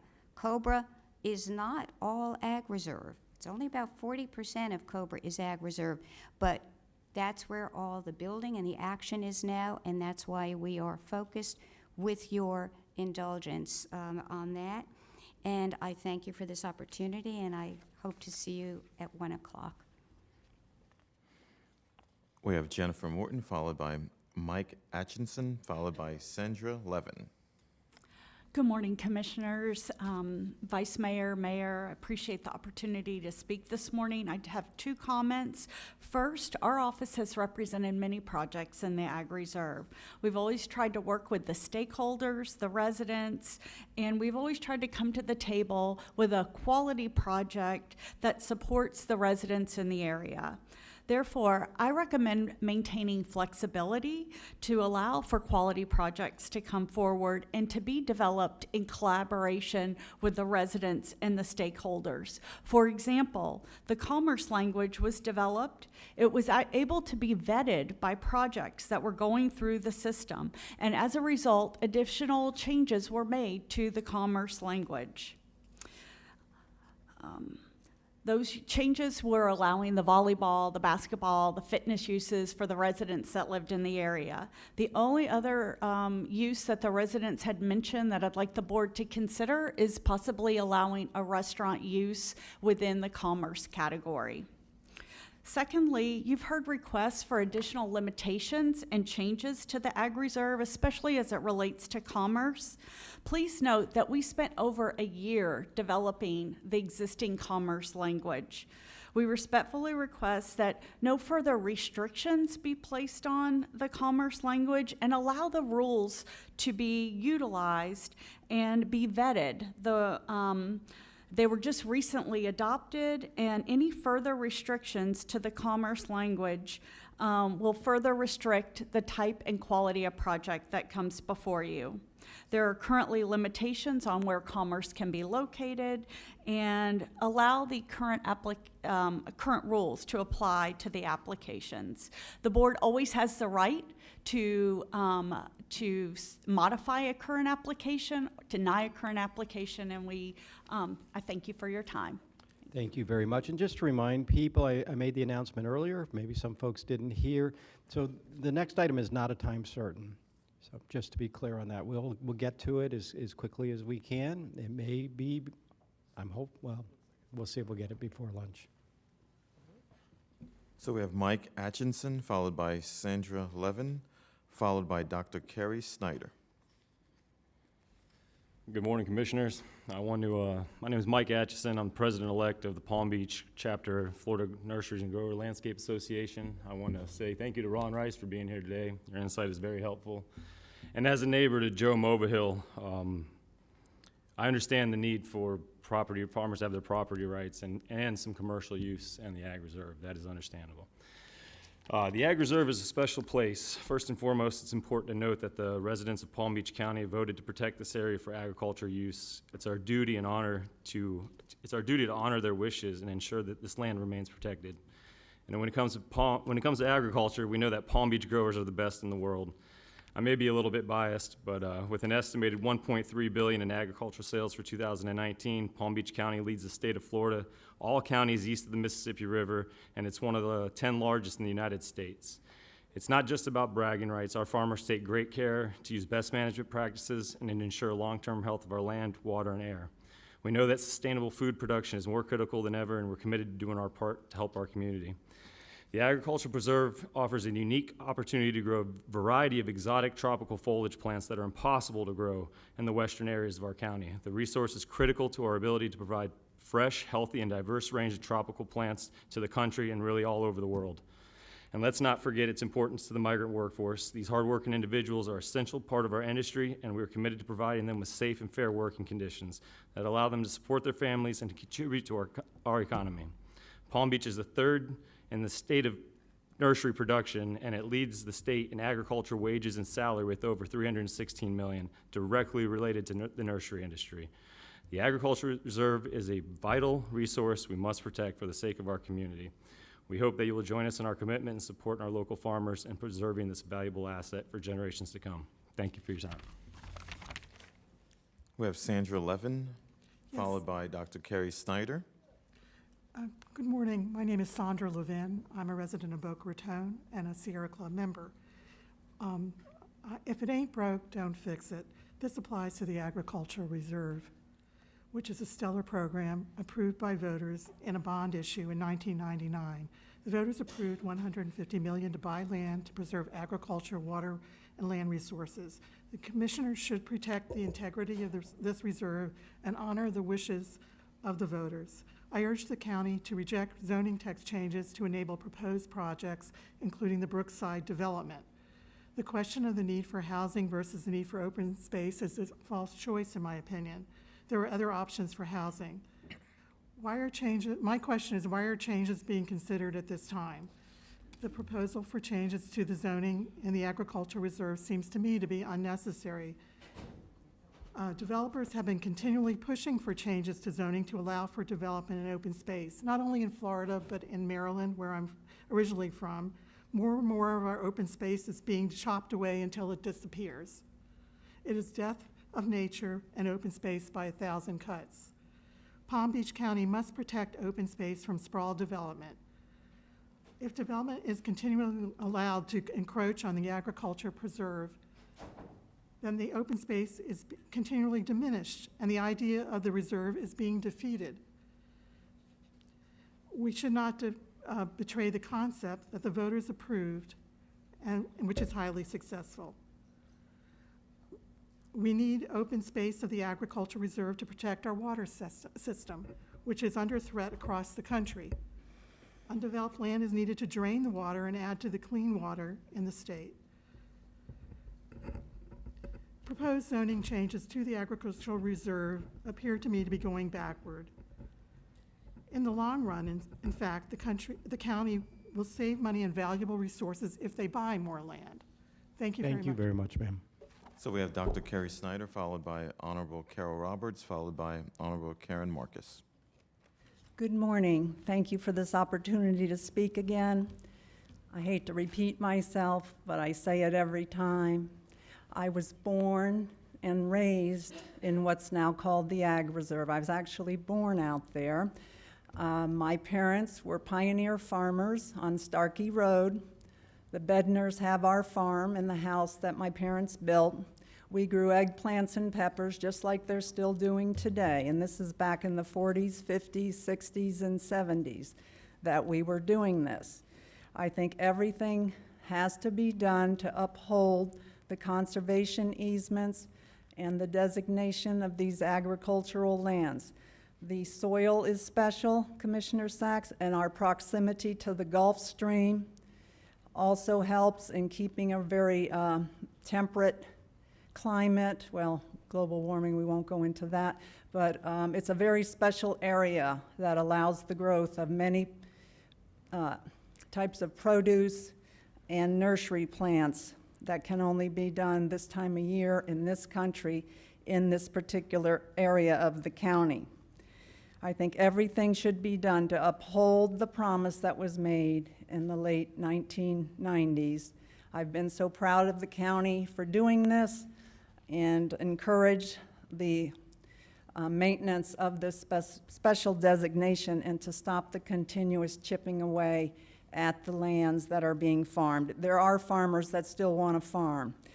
And there's a number of smaller parcels within the Ag Reserve where people, you've heard from them, that have horses and have specialized organic farms and so forth. And these people put their life savings into those lands, and they want to be able to hold on to it and continue to do what they do out there. I want to mention this. There's a parcel on the southwest, oh darn, I'll say it later. Thank Okay. you. Thank you.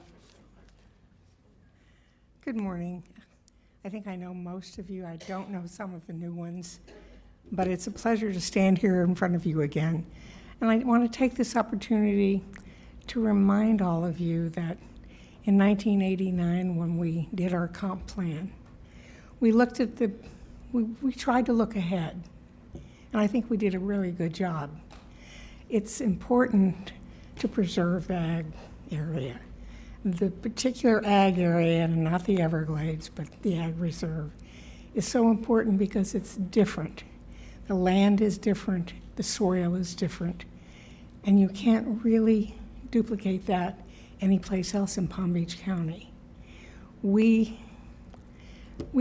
I'll tell you one quick story. When I was campaigning many years ago, I said we were the largest truck farming area in the country, and a lady came up to me and she said, "We grow food on trucks?" And I had to explain that we took we took all of that and we shipped it elsewhere. That's made us a truck farming area. We still do that today, and we do it in areas that are so important to all of the United States, and that is the Ag Preserve area. So I beg of you to remember what we did and continue to preserve Palm Beach County in those particularly sensitive areas. I think I have 28 minutes, so it's nice to meet all of you and to see those that I know again and to meet the new commissioners, and I wish you all well. Thank you. Hi, I'm Karen Marcus, former county commissioner, a colleague of Commissioner Roberts, and also president of Sustainable Palm Beach County, and nice to see everybody, I hope. Commissioner Roberts and I were co-authors of the bond issue that we put in front of the voters. We had talked about the Ag Reserve for years, trying to figure out a way to save it for all the reasons that you've all mentioned: soil type, climate. I remember Adam Putnam, when he was Ag Commissioner, coming down here and talking to the Piros and saying, well, why don't you go over to Immokalee or somewhere? And they're like, no, you don't understand. This is where we want to be. I think there's huge opportunities for more farming out there. There's a new way of doing, it's called agroforesting, which I'm going to get to Ron Rice. It's a new way where you grow agriculture and have a natural area, and it helps repair the soil. My request today would be, as someone who has lived and breathed and served, protected the Ag Reserve, to ask you to do the same. No more changes. You've provided for every kind of use out there that anybody could possibly want. When we did the Ag Reserve, we did what we called a beauty contest to figure out where the commercial was going to go.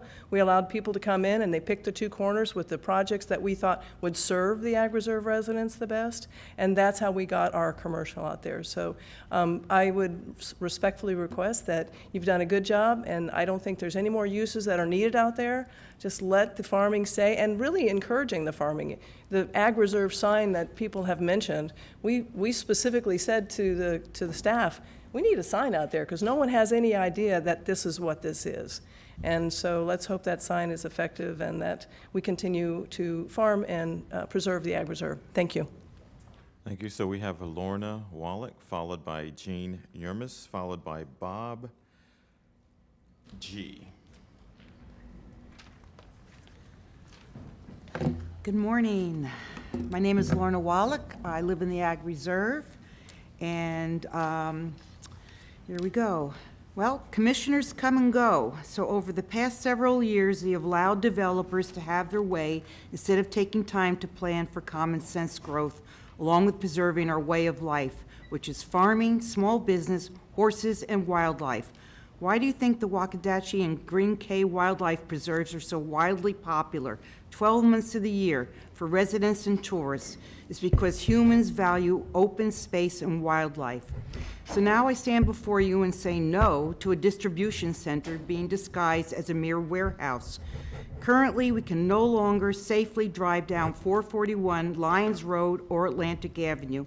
I have been run off the road to avoid head-on collisions, frequently dangerously tailgated and cursed at by people now taking advantage of our beautiful home. A warehouse that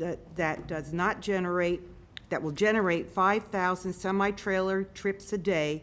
This is a distribution center, and we were promised by the commissioners back in August 2022 that we would never see one in our home. So today, I do expect all of you to stand by your words, your promises made to all of us. We need to save the Ag Reserve. I appreciate the other commissioners that were here today. I was part of voting for that bond issue in 1999. I am a retired Palm Beach County employee, a proud one. I've always loved this county, loved what we've done here. Let's not destroy it. Let's take care of it. Thank you. So we have Jean Yermis, followed by Bob G., followed by Samuel Cintron. Hi, yes, good afternoon, well, it's actually the morning. Good morning, commissioners.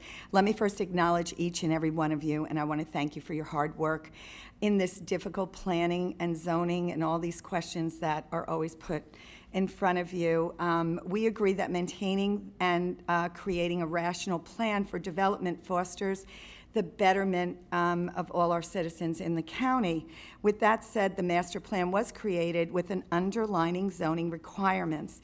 Now, once again, you're being asked to alter and change land parcels.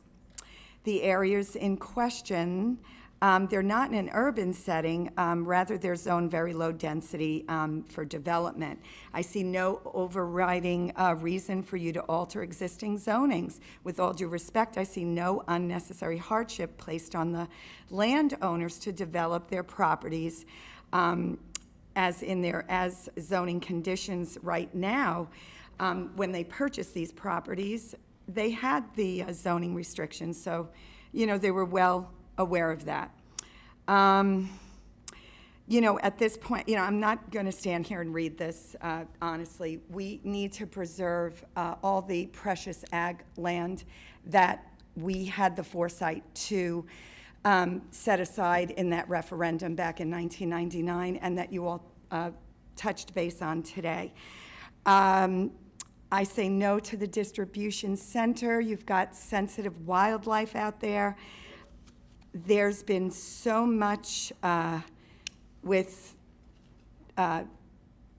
equine-assisted therapy, et cetera. I mean, we've just had that awful incident out with the school. And I really think we need to consider open spaces and saving this precious land for our children. And I say no to distribution centers, et cetera, and I thank you for your time. So we have Bob G., followed by Samuel Cintron, followed by John Channing. Good morning. I'm Bob Gebbia with North Palm Beach, now known as Bob G. And I'm also with Sustainable Palm Beach County. I'd like to bring you all back. There were a lot of good comments made already, but I think you got to look at the big picture from way back. One of the most incredible things done in this county was the creation of things like the Ag Reserve. It was very well thought out, and it was very well put together from the very beginning. And I've watched over the last 20 years us whittle away by changing things and seeing other things come in there.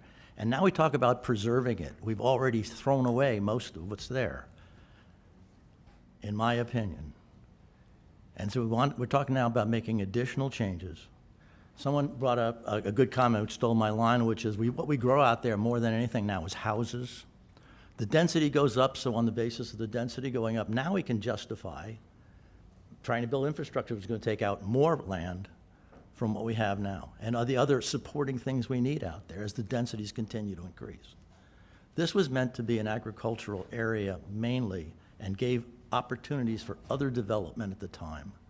And you've got to go back to those times and think about what the vision was, and in your own minds decide whether or not we have actually sustained that vision or whether we've continued to diminish it and now we're pretending to diminish it again. Thank you. We have Samuel Cintron, followed by John Channing, followed by Jim Knight. Good afternoon. I'm here to talk for in defense of the Ag Reserve. The ecological and economic benefits of the National Wildlife Refuge should be a motivating factor in preservation of reserves. It is imperative to understand that the Ag Reserve is not land waiting to be developed. There are many ecological benefits to open space, such as agriculture for a suitable food source and an environment for our natural flora and fauna. We have agriculture, which is essential. We need to sustain that. It's very important, especially when we consider that the west of the U.S. is having a terrible time with the land, farming and water, and we should be considering a backup just in case there's international conflicts or something, which there may very well be. We have also open space. Many of our wildlife are dying. Butterflies, the bees, which are essential to our livelihoods. Bees, which are essential to our livelihoods. We have to buy them. They have to rent them. The farmers have to rent them to put it in their farms because they can't find them in their natural spaces. So I think everything is recreation here. Do this commercial. Let's leave something for our pristine areas. We have, and the farming is essential, but we need, somebody talked about more innovative farming techniques. I've read about hemp as a sustainable product for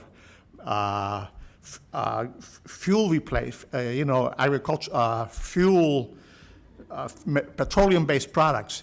So we need, and the toxicity is affecting our wildlife. Appreciate you. Thanks. So we have John Channing, followed by Jim Knight, followed by Melissa McCune. I think my name is John Channing. How are you? Nice to see everybody. And I hope Commissioner Marino is feeling a little better, but she still sounds sick. I thought I'd say that. But anyway, the comments that I was going to make, I think, have been made. You have a lot of speakers, so I'm going to pass, if that's okay.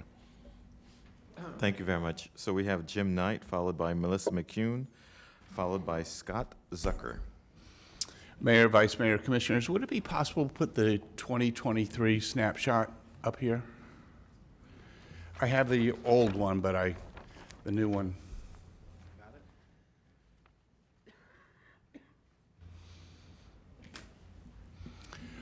My name is Jim Knight. I'm a native of Palm Beach County, born and raised. My kids are born and raised here as well. I've worked in the Ag Reserve for a long time. The reason why I wanted to put the 2023 snapshot up here is that when you look at that, that says that this has been a huge success. Everybody's saying the Ag Reserve was destroyed and everything else and so forth. We're down to roughly 3% of the remaining lands in the Ag Reserve. So far, 13,358 have been preserved, which is 60%, right on target. So it's been a huge success out there. I think some of the changes that have recently taken place for essential housing and for commerce have been good for the area and good for the residents as well as the businesses that are out there. We still have an ongoing issue. Every day I get a call from another nursery or landscape business that is trying to find a place to call home. It's very limited where those locations are.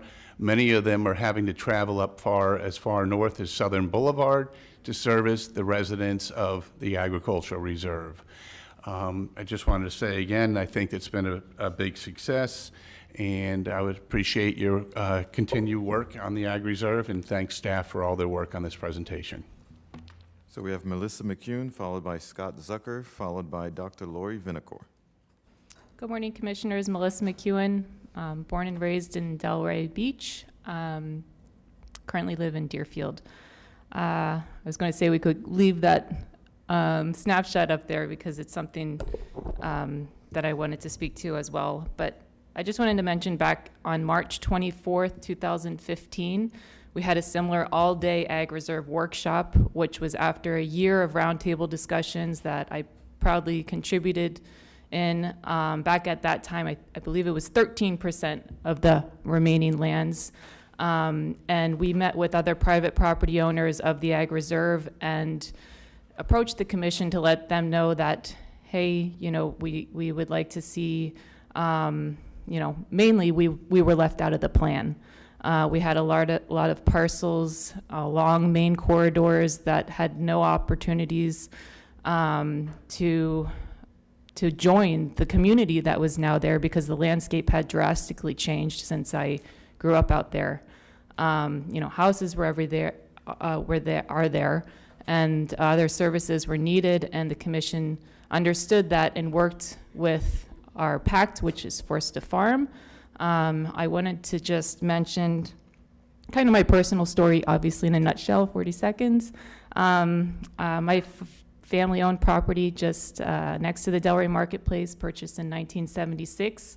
I inherited that when my father passed away when I was 10, right around when the Ag Reserve was created. I didn't know how the Ag Reserve would impact me, but it stripped the commercial rights that were there that we fought for and were able to get back in 2015. And I'm proud to see the development starting to take place on that property to be a micro-hospital. Thank you, to serve the community. So we have Scott Zucker, followed by Dr. Lori Vinacore, followed by Jordan Snyder, followed by Lisa Interlandi. Then that would be the last card. Okay, well, I made it back from feeding the meter. Okay, so I'm Scott Zucker, president of Audubon Everglades. The Ag Reserve was wisely created to enhance agriculture, our environmental resources, and open spaces. The area acts as an important buffer protecting Palm Beach County's largest and most important contiguous natural area and wildlife sanctuary, the 1,000-acre Loxahatchee National Wildlife Refuge. Much like many of the properties in Florida's lauded Rural and Family Lands Protection Program, the Ag-Reserve property also serves as a wildlife corridor, a buffer zone between urban areas and protected land, and supports pollinators and greater biodiversity. While most of the changes in the comprehensive plan to the Ag-Reserve have resulted in greater development, however, I think as the board knows, America has witnessed drastic declines in birds, mammals, and pollinators, approximately 30 to 40%, according to research. The Palm Beach County Christmas bird count, which I have participated in for the last 10 years, has seen a steady decline in bird totals over that time. The retention of undeveloped land as part of the Ag-Reserve is important for our Palm Beach County wildlife and habitat conservation efforts. When I go to see birds at the refuge, I also bird the Bedner farm fields along Lee Road Refuge entrance. Recently, just 2 weeks ago, I saw 14 different species of birds foraging in the farm fields during the 15 minutes I spent walking along the farm field road. Including in that 15 minutes were 2 resplendent painted buntings. This is an opportunity for the board to speak for birds, wildlife, and biodiversity. It is important that the board does everything in its power to preserve the agricultural reserve from further degradation by allowing for further development. Thank you very much.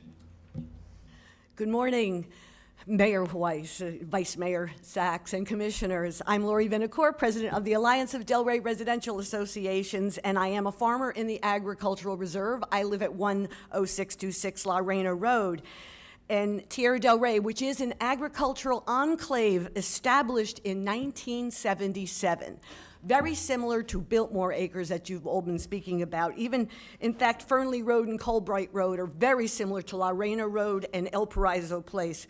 We have large acreage residential agricultural parcels. I grow exotic fruits and I have horses, and I was a member on the original Agricultural Reserve Roundtable about 7 years ago. There were 19 of us on that roundtable. And there were many changes that took place at that time after attempting to clear up unintended consequences that came about in the Agricultural Reserve and to help the farmer. So this past year, 2 significant changes were made, and that was the additional essential housing and the commerce land use. And that does not extend south of Rio Grande Avenue because we squared off that corner of Atlantic and 441. Staff is doing a terrific job working on bringing alternative uses to some of the lands in the agricultural reserve. Please keep in mind 3 issues. The limit development intensity and density, of course, we all know. The infrastructure can't come soon enough. And we try to avoid socio-agricultural injustice to not have any further commerce south of Atlantic Avenue, as my president is quite passionate about the issue, because it has become a residential corridor south of Atlantic Avenue. And just to talk about microclimate, come to my farm and you will see sophisticated irrigation and exotic fruits you've never seen, things that couldn't be grown above Marathon Key. They can be grown down the Ag Reserve. Thank you very much. Good morning. My name is Jordan Snyder, and I'm an attorney for Robert N. Hartzell, PA, representing 1,000 Friends of Florida and the Sierra Club Loxahatchee Group. The Ag Reserve was established to enhance agricultural activity, environmental and water resources, and open space. Our firm has been a part of this discussion with the county since 2015, and our firm has kept the same view since that time period, which is keep the Ag Reserve the Ag Reserve. And yet these principles that the reserve was established on have been chipped away over time, from allowing light industrial zoning, building congregate living facilities, large development of single-family homes that are immediately adjacent to these farms. If the commission approves more development, it'll further undermine the intent and character of the Ag Reserve and set further damaging precedent. Promises were made to preserve these lands using taxpayer money, and this has not been an efficient or sustainable use of those monies. Adding commercial and residential uses to enhance the benefit of the Ag Reserve has not been accomplished so far. It's not the residential preserve, it's not the commercial preserve or the light industrial reserve, it's the ag reserve. It was established to promote agriculture, the environment, and open spaces, and the county's focus should be on promoting that. Thank you.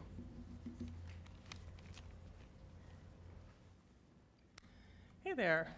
I'm Lisa Interlandi. I'm the Executive Director of Everglades Law Center. Just take 2 seconds and Everglades Law Center is a not-for-profit law firm. We work in the public interest. We're attorneys. We work in the public interest for the environment here in Palm Beach County and throughout South Florida. So that's kind of what we do. I've been around since 2000 working for Everglades Law Center. So one of my first things I started working on here was the Ag Reserve. And my first meeting at Palm Beach County was when they were adopting the Ag Reserve Master Plan. And it was such an ambitious and actually very successful plan. You know, it's been so successful as it was originally envisioned. Unfortunately, what we have seen since then is, I mean, we saw the list. I saw the list of amendments, all the changes that have occurred since the plan was adopted. I did not see any on that list, and maybe anyone could correct me if I'm wrong, but I didn't see any amendments on that list that were adopted to promote or further agriculture. Not one of those amendments was for that. Every single one of those amendments that you guys heard described earlier and changes to the plan was to facilitate more growth and development in there. And unfortunately, you've heard a lot about the conflicts that have arisen, the conflicts between horse farms and nurseries and people and spraying and farms and restaurants. There's a lot of conflicts, but we have to always go back to the purpose for which the Ag Reserve was established. It wasn't established to be a place where it's an urban center. It was established to protect agriculture. So, you know, I urge you to do that and to move forward with policies that help to preserve that. Just really quick, there's only 3% remaining. That's only true unless you guys change the plan. If you guys change the plan and allow more development, that's not true. It will never end. The development will continue throughout. And I just wanted to say, not just about the Ag Reserve, but about conservation easements in general. That is one of the issues that Everglades Law Center finds the most critical in this county, is preserving our conservation lands forever. It's not just for us, it's for our kids, our kids' kids. Thank you very much. For the next 400 Thank you. years, forever. Thank you. Thank you. All right, we have finished the cards. Thank you. Okay, we'll be in recess till 1:15.